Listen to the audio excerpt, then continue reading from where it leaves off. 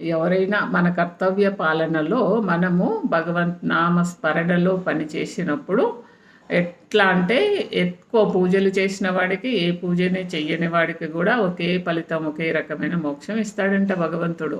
ఎలా అంటే ఒక రోజు పని మొదలు పెట్టేటప్పుడు రోజు లేవగానే జస్ట్ హరిహరి నారాయణ ఆది నారాయణ కరుణించి మమ్మేలు కరుణాలోచనుడా అని ఒక్క మాట చెప్పుకొని వాళ్ళు పని చేశారనుకో, వారి కర్తవ్య పాలనలో వాళ్ళు నిజంగా కూడా సరిగ్గా పని చేసుకుంటూ ఆ స్మరణలో పనిచేశారంటే ఆ రైతుకి కూడా అట్లా ఊరికే పొలం దున్నుకుంటూ జస్ట్ ఈ ఒక్క మాట ఒక్కసారి అనేసి మళ్ళీ రాత్రి ఒకసారి అని నిద్రపోతాడు అంతే రైతు.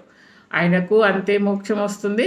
సర్వశాస్త్రాలు చదివి ఎన్నో విద్యలు నేర్చుకొని ఎంతో యజ్ఞయాగాలు చేసిన పండితులకు కూడా అదే మోక్షం వస్తుందంట. ఎందుకంటే ఎవరికి ఎలా టైం ఉంటే అట్లా ఎంత భక్తితో అక్కడ మొక్కుతున్నాము అనేది ఒకటే ముఖ్యమైన విషయం అన్నమాట. అందుకని రైతు ఏమంటాడు, పొద్దున్న లేవగానే ఓన్లీ హరిహరి నారాయణ ఆది నారాయణ కరుణించి మమ్మేలు కరుణాలోచనుడా అనే ఒక్క మాట చెప్తే చాలంట వాళ్ళకి.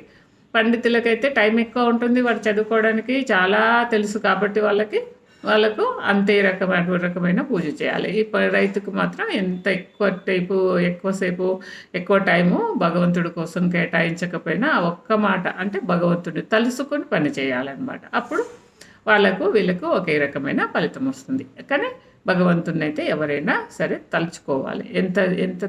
ఎంత టైం ఇచ్చామో అనేది కాదు, ఎంత పని మొదలు పెట్టేటప్పుడు ఎలా భగవంతుని తలుచుకున్నాం అనేది ముఖ్యం అన్నమాట.